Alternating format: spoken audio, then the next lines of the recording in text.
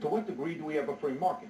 I mean, who is going to be able to compete with AIG if the federal government owns 80% of AIG? To me, is that $700 billion is the raw cost. They could actually take out maybe 1.5 or as much as $2 trillion of these assets from the marketplace, because they're not going to buy them at par value. They're going to buy them at a discount to par. They'll spend $700 billion, so they may take out a lot more. I mean, hey, if you're buying them at what, 22 cents on the dollar, you could ostensibly take out $3.5 trillion worth of this stuff from the marketplace. That would essentially free up the bank balance sheets and do something hopefully to working in reverse. Also noted, let's assume they sell at 50 cents on the dollar. And let's say the nominal coupons on the mortgages were 5 or 6%. That's an effective 10%.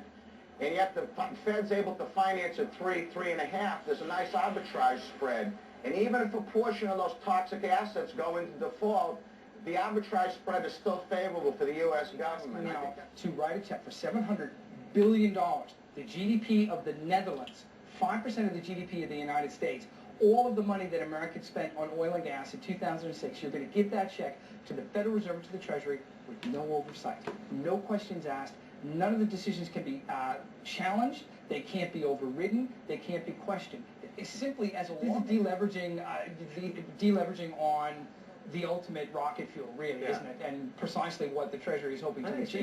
Yeah, actually, with 700 billion, you could get 3 trillion in a stroke. In a stroke. But there's so much money. Above. This is precisely why I think lawmakers want to ask a lot of questions, because the amount that we're dealing with is totally unprecedented.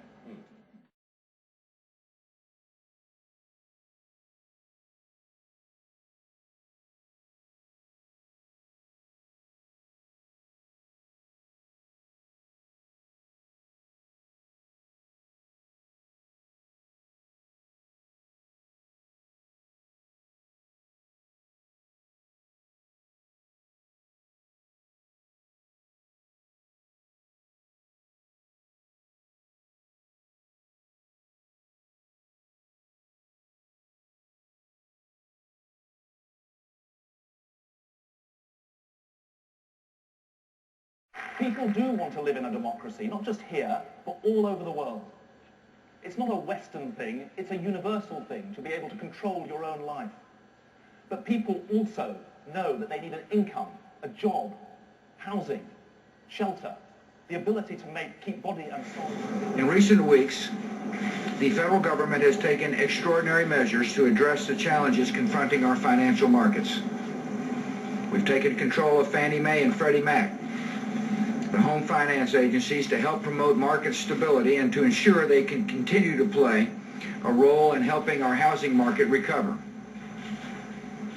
This week, the Federal Reserve acted to prevent the disorderly failure of the insurance company AIG, a development that could have caused a severe disruption in our financial markets and threatened other sectors of the economy. Yesterday, the Securities and Exchange Commission took action to strengthen investor protections and step up its enforcement actions against illegal market manipulation. Last night, the Federal Reserve, in coordination with central banks around the world, took a substantial step to provide additional liquidity to the U.S. financial system. These actions are necessary and they're important, and the markets are adjusting to them. It's interesting to note that the United Nations, currently you have the presidents, prime ministers of the world telling you what is truth. It's down to you to decide what is your truth. But what I would say is you can see manipulation, and those in power will only tell you the story they want you to hear. I've heard the saying before, problem, reaction, solution. Well, the problem's been building for a long time. It's not a surprise. We now have a reaction out there and people are offering you solutions. You're going to have to decide what's your theology and what it is that you believe. I have my own beliefs about the system, and it's time for all of us to stand up and to actually say what our individual beliefs are. Not to be prescribed by another, to look at all the facts and look at all the stuff before us, to learn from history, because history really is the key to the future. It does tell you what men in the past have done and what they'll continue to do in the future. So when you see manipulation, people, ask yourself, what are the words between the words? What's the agenda here? You know, they've talked so much about globalization and it being a global problem. Well, it comes down to the fact that they have an agenda, you'll have an agenda. who will win, that's undecided. But history is dictated in the parts the elites and those in power have. But what you have to remember is that for the first time in human history, we hold the power. We do live in societies where we can actually stand up and hold our elected officials to account. And that's what we've got to do.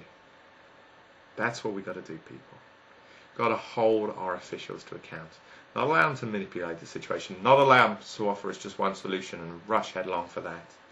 You know, we're all going to have to pay for some of the mistakes of the past. There's no question about that. But we can change the future. So, manipulation's clearly real. The question is, are you prepared for the next stage, which is about to come upon us? And sadly, you know, if politicians start getting to the point where they think they can't control it, they bring about war.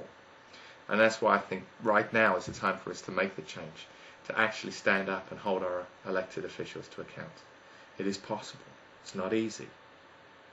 But for the first time in human history, those that are the underdogs, those that are the minority, that don't have access to power, or haven't had it in human history past, do. So what are you going to do? What's your theology? What do you stand? Isn't this really, Dr. London, just a variation on the sort of FDR New Deal? I mean, if we equate, and I think you can equate, the financial crisis of '29 with what's happened in 2008 in financial terms around the banking system, you've got a wholesale reconstruction of the banks, the nature of banks, as you did have after '29. Isn't what is being done here effectively just a modern-day version of FDR's New Deal? And both the presidential candidates are somewhat struggling to get an angle on what is essentially, in my view at least, going to be a done deal, because frankly I don't think the US administration has any alternative. Well, I think there probably isn't an alternative. I think you're right. You've got to instill a degree of confidence in the markets. That's obviously the first and overarching consideration. There is some relationship to the New Deal. But keep in mind that what actually bailed the United States out of the Depression was World War II.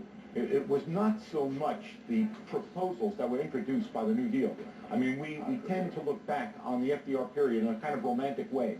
But by and large, it was at the war that bailed out the United States. I think understanding the Depression is one of our problems, or the lack of understanding of the Depression, because generally most of what people are taught these days is that it was a lack of credit in the 30s that caused the prolongation of the Depression. They never talk about the excessive credit and the misallocation and the malinvestment of the 20s that precipitated the bubble that had to be corrected.